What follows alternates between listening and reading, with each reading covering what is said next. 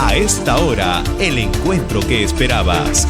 Encuentro con la ciencia con Modesto Montoya.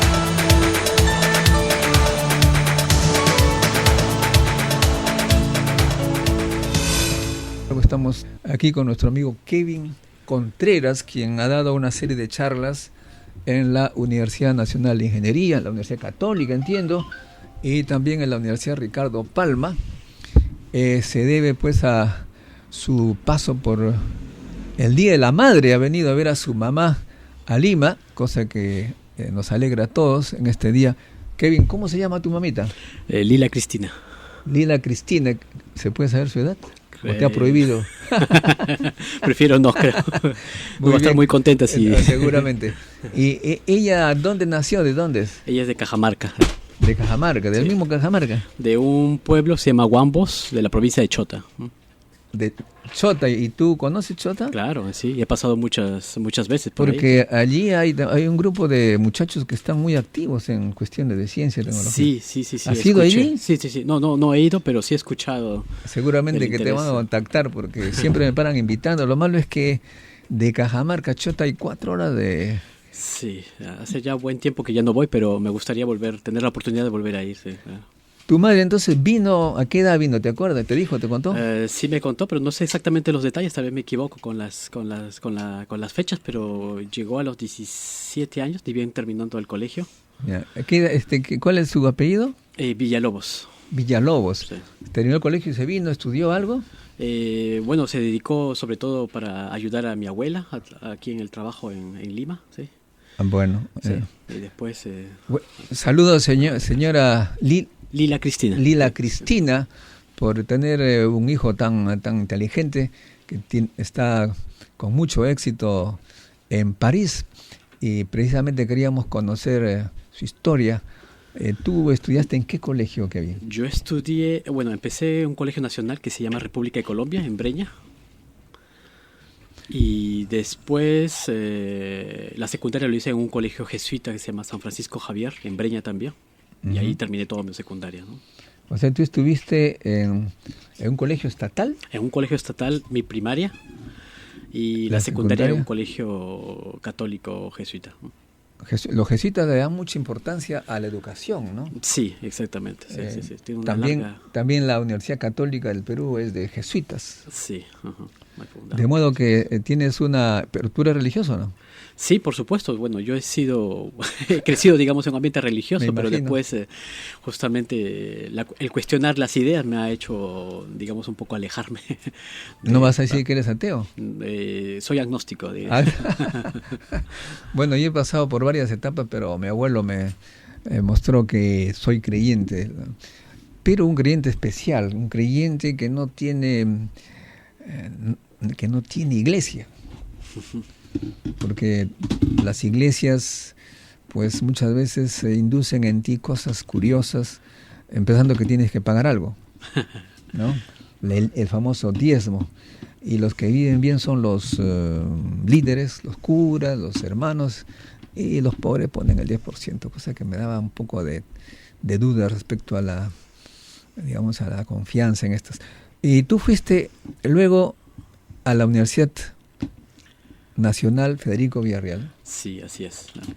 ¿Cómo es que escogiste física como carrera? Bueno, yo en los últimos 2 años de la secundaria me había inclinado ya por estudiar carreras.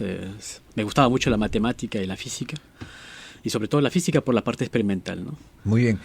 Esta entrevista va a ser en coordinación también con el amigo Alejandro de la Puente, que está en Canadá, que como tú, físico, pero en un campo mucho más fundamental, básico, la física de partículas, la gravitación. ¿Conversamos con él? Claro, por supuesto. Alejandro, ¿ya nos puedes escuchar bien ahora? Sí, yo los escucho bien. ¿Y ustedes a mí? Muy bien, ahora sí te escuchamos perfectamente. Mira, estamos con Kevin, que estudió en un colegio del Estado al principio, luego un colegio jesuita, después en la Universidad Nacional Federico Villarreal, enseguida su maestría en la Católica. ¿Tú cómo hiciste? ¿Cuál fue tu carrera desde el colegio? A ver, cuéntanos. A ver, yo estuve en el Perú hasta los 14 años hice hasta segundo de media en el Santa María, que queda en Chacarilla, y después por razones personales mi mamá decidió mudarnos a Estados Unidos. Ujú. Y estando en Estados Unidos hice todo lo que le llaman el high school, porque llegué justo a empezar el 9º grado. Y bueno, terminé y siempre quería estudiar medicina, entonces entré a la universidad Florida International University, que queda en el sur de la Florida. Pero a medida que hacía cursos de ciencias, me empezó a gustar mucho la física y decidí sacar un bachiller en física, y ahí mismo hice una maestría, y un año antes de terminar la maestría tomé la decisión de hacer mi doctorado en otro lugar y escogí la Universidad de Notre Dame en Indiana. Y ahí es donde me empezó a gustar mucho lo que era la supersimetría, modelos más teóricos de física de partículas, y hice mi doctorado en modelo supersimétrico para resolver cosas que tienen que ver un poco con el bosón de Higgs, ¿no? Problemas más fundamentales. Efectivamente, y mucha matemática para entenderla. Yo también hice un doctorado en física de partículas en la Universidad de París, usted también, Kevin. Esos asuntos de los operadores, de las rotaciones, el S1, S2, S3. ¿Podrías tú explicarnos en forma muy simple, por lo menos, qué cosa es esta transformación S2? A ver. Un poco complicado, ¿no? Bueno, te puedo explicar un poco lo de... ¿Me escuchas ahora? Sí, sí, sí. Ah, ok. ¿Aló? Sí, sí. Ok. Sí, bueno, el modelo estándar matemáticamente está formulado por tres grupos matemáticos. Uno que se llama el grupo de color, que es una simetría no abeliana SU3. Un grupo que es el grupo que determina la fuerza nuclear débil, que es un grupo SU2, y un grupo que básicamente determina la hipercarga, que es como la carga eléctrica, pero aún no es la carga eléctrica. Entonces, entre 10 a la menos 4 y 10 a la menos 10 segundos hubo una ruptura de simetrías en la que la SU2 y la U1 se rompieron a lo que ahora llamamos electromagnetismo, ¿no? O sea que al principio, en el tiempo, digamos, si se puede hablar así, cero, todo era una sola cosa. Claro, el modelo estándar, todo era una sola cosa, y cuando se rompió la simetría, las partículas, todas las partículas no tenían masa, ¿no? Ya. Y cuando la simetría se rompió, los bosones responsables de la energía nuclear débil adquieren masa por el mecanismo Higgs, y todo lo demás, todos los quarks, los leptones, todas las partículas que hacen la materia adquieren masa y adquieren identidades diferentes. ¿Hola? Bueno, parece que se ha cortado la comunicación, ojalá la recuperemos. Tú también, Kevin, en tu trabajo usas muchas matemáticas, he visto transformada de Fourier. La física está prácticamente colonizada por las matemáticas. Así es, sí. Justamente para poder analizar, mi especialidad siendo óptica, como se utilizan muchas imágenes, hay que tratar las imágenes. Entonces hay que usar métodos, algoritmos, y uno de ellos es la transformada de Fourier, ¿no? Que es integrales con números complejos. Sí, es llevar la información al espacio frecuencial y a partir de ahí poder hacer un tratamiento o sea, de la información. Las ondas se convierten en puntos. Sí, digamos, descomponer una onda, digamos, en una serie de onditas, digamos, por decirlo así, ¿no? Así es, digamos, toda onda, por lo más compleja que sea, finalmente se puede reducir a aproximadamente a unas cuantas ondas sinusoidales. Así es, sí. Uh-huh. Y hay que saber escoger esas ondas que corresponden a frecuencias. Tú, un par de números te da una onda sinusoidal. Sí, exactamente. Sí. Uh-huh. Y en este caso tú encuentras esas frecuencias, esa longitud de onda, que son precisas para deducir qué estás realmente observando. Sí, así es. Si hablamos de una imagen, hablamos de frecuencias espaciales, ¿no? Información que está Bueno, regresamos con Alejandro. Alejandro. Sí, discúlpeme que se cortó un segundo. Sí, dime. Entonces, termina esta frase para luego del intermedio continuar conversando con Kevin y tú. Me decías tú que estos, finalmente, los colores que están... Uno pensaría que es colores de verdad, pero realmente son definiciones de colores medias abstractas que tratan de explicar por qué las partículas están en el núcleo. ¿Podrías tú, por favor, esperar un minutito después de la pausa para continuar? Sí, gracias. Bríndele una oportunidad internacional a su hijo. Inscríbalo en el Semillero de Científicos e Ingenieros del Siglo XXI. Inscripción en www.cienciaperú.org.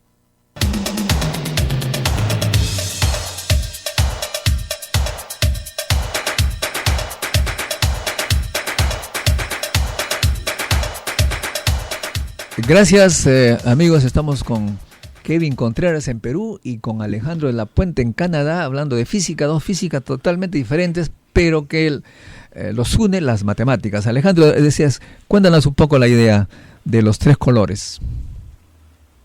Bueno, los colores son tres colores, pero las antipartículas también tienen su color. Pero el color es una propiedad de las partículas que interactúan por medio de la fuerza nuclear fuerte, ¿no? Y la idea del color es que cualquier reacción que ocurre tiene que conservar color. Entonces, si por ejemplo los tres colores, si hay una partícula con color rojo que está interactuando, tiene que haber color rojo después de la reacción. Es una fuerza que no se rompió y está conservada hasta hoy, ¿no?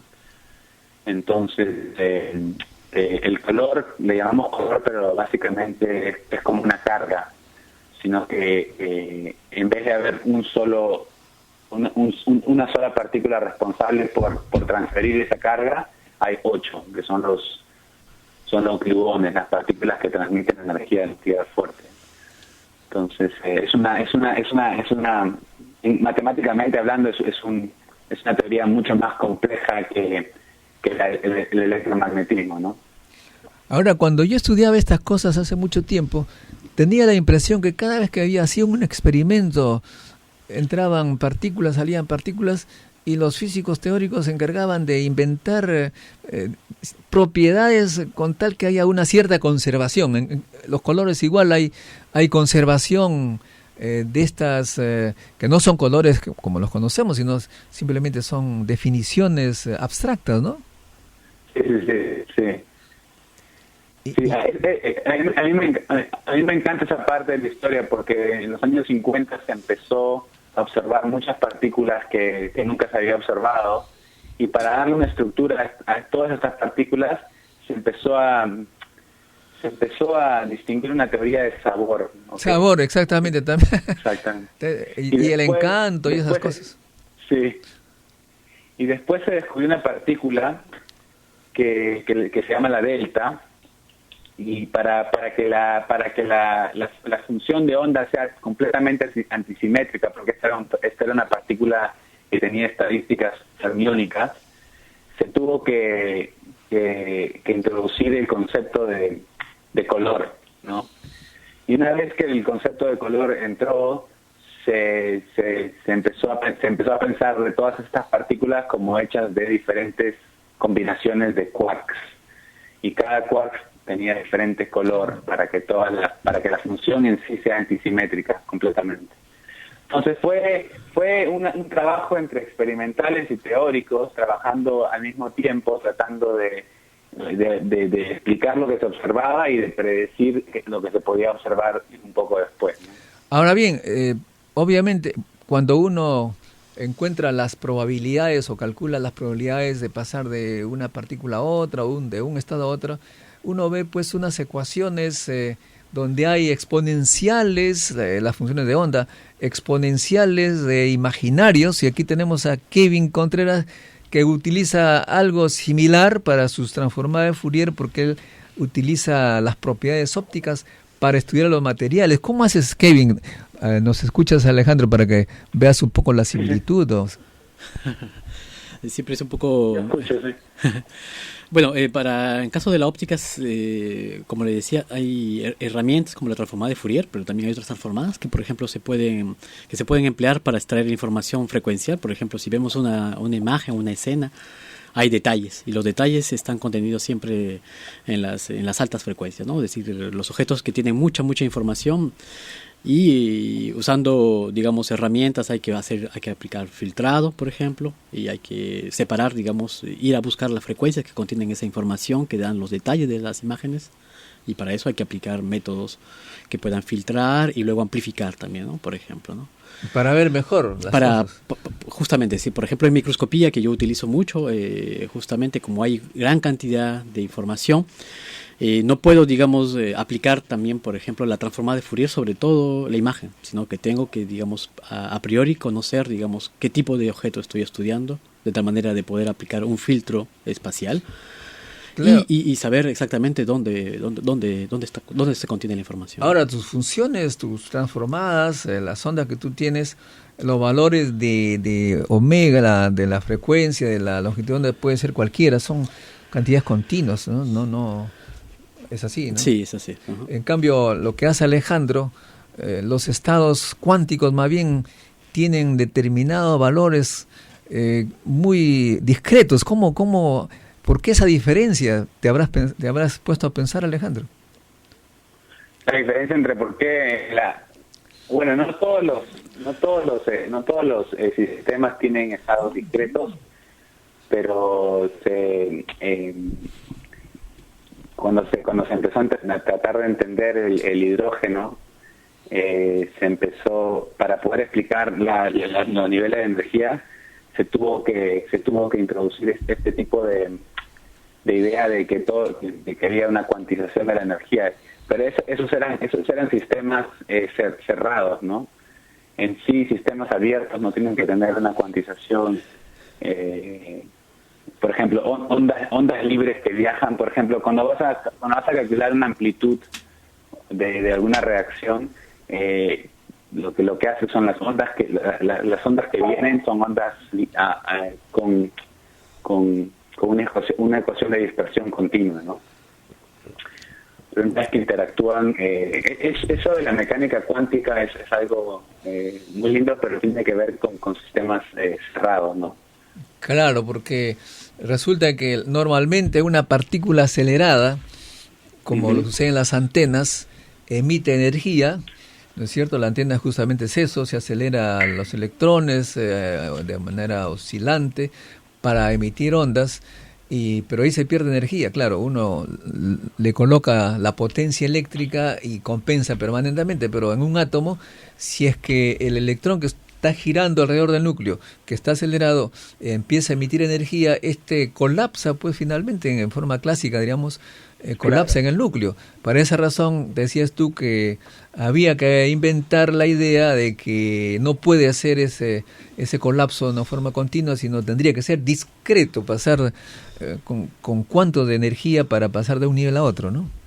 Exactamente. Bueno, todo esto es muy interesante. Ahora bien, pasamos a una pregunta más bien existencial. ¿Vas a quedarte por allá para siempre o vendrás a Perú? ¿Cómo es la cosa, Alejandro? A ver, bueno, ahora acabo de ganar una beca para trabajar en Washington, D.C., haciendo más lo que es políticas de ciencia. Voy a trabajar en la National Science Foundation y voy a estudiar bastante lo que es el currículum STEM. STEM, como le dicen en Estados Unidos, significa ciencia, tecnología y matemáticas, ingeniería también, ¿no? Claro, entonces yo voy a estudiar un poco más lo que es el lado de formulación de políticas para implementar mejores currículum. Porque hemos visto, sigo de cerca el asunto por interés personal, digamos, veo que Obama está pidiendo más científicos, dice que necesita 300,000 por lo menos científicos, ingenieros, y que si Estados Unidos no los tiene, los traerá de cualquier parte. Su política es esa, porque el conocimiento es la riqueza de los países. En ese sentido, los tratan bien, por lo menos a los científicos en Canadá, en Estados Unidos, cuando trabajan muy bien les dan esta situación muy especial que se llama el tenure. ¿Tú has renunciado a esa carrera o ya entonces un poco? No, yo no estoy renunciando a la posibilidad de tener tenure. A mí me fascina lo que es enseñar física. Me encantaría enseñar en algún momento. El tenure, como dices tú, es algo muy especial que tiene una persona que hace investigación y que le asegura un trabajo para... Permanente y con buena paga. Exactamente. Yo, la verdad, no estoy interesado en perseguir un tenure. Estoy interesado más en tener un impacto social, usando la ciencia como vehículo para quizás el crecimiento de nuestra sociedad, ¿no? Yo ahorita estoy en pleno proceso de aprendimiento de lo que es cómo mejorar un currículum de ciencias para crear la siguiente generación de científicos que va a apoyar el desarrollo de la ciencia y la tecnología en el Perú y en Estados Unidos, ¿no? Porque, bueno, tengo soy peruano, soy americano, pero veo que el Perú justo ahora, estoy leyendo un libro del doctor Víctor Carranza, que me parece que fue presidente del CONCITEC, si no me equivoco. Sí. Es un libro muy interesante que se llama Perú, Ciencia, Tecnología e Innovación Social, y tiene data muy reciente sobre lo que está pasando actualmente en el Perú. Y a mí me interesa mucho lo que es no perseguir el tenure, pero perseguir cómo usar mi experiencia como alumno y ahora profesional para crear una demanda de estas carreras en el Perú, ¿no? Bueno, te agradecemos mucho, Alejandro, por esta entrevista y esperemos estar en contacto para ver si vienes a uno de los encuentros científicos internacionales que hacemos 2 veces al año. Me encantaría. Muchas gracias, Modesto, por la invitación. Y es un gusto conocerte, tía. Gracias, y también a mí encontrar a un colega en un país extranjero, peruano, dispuesto a colaborar con el Perú. Hasta una próxima visita que vengas por aquí. Gracias, Modesto. Hasta luego. Kevin, ¿y tú cómo es tu futuro? Tú ya estás permanente en Francia por... Ya son 9 años que estoy expatriado, digamos así. Pero vas a venir a Perú también, espero. Ojalá que pueda venir a nuestro encuentro. A propósito, contabas que fue en el ESI que conociste a las personas que te llevaron en cierta manera a Francia. Así es, sí. Fue el investigador Jean-Pierre Galop. Justamente una oportunidad en la cual fue el ESI, no recuerdo si fue el año 2003, me parece. 2003, sí, vino. En enero. Y bueno, vino a hablar sobre holografía temporal, ¿no? Usando materiales Hall-Bourne, por ejemplo, una técnica que es muy interesante. Y después de la charla me acerqué a preguntarle a él, justamente porque ya había identificado la posibilidad de irme a Francia a hacer un doctorado, ¿no? A continuar, digamos, iniciarme como investigador en Francia, ¿no? Bueno, entonces, imagínate las posibilidades, amigos, las posibilidades que ustedes tienen, estudiantes, jóvenes, a punto de egresar o recién egresados, las oportunidades que tienen ustedes en el Encuentro Científico Internacional de encontrar a científicos que vienen del exterior y eventualmente les permita ir ustedes a hacer estudios, ¿no? Así es. Uh-huh. Y espero que tú también en uno de estos CESIS que vengan nos expongas algo y de repente te llevas un becado. Así es. Ojalá. Gracias, Kevin. Gracias. Recordemos, saludamos a todas las madres, especialmente a las madres de los científicos, que es las que más sufren porque los científicos son especiales. Cuando yo escogí hacer ciencia me preguntaban, ¿y de qué vas a vivir? Y mi mamá pues obviamente era la primera preocupada, supongo que tú también. Sí, también es el mismo caso. Sí, pues entonces la mamá de los científicos son las más sufridas de todos, pero finalmente más contentas también al final porque sus hijos están triunfando en el exterior, como hemos mostrado en el caso de Kevin y Alejandro Lapuente. Amigos, no se olviden el Encuentro Científico Internacional. Si tienen trabajos para presentar, hasta el 15 de junio es en www.encuentrocientificointernacional.org. Regresamos.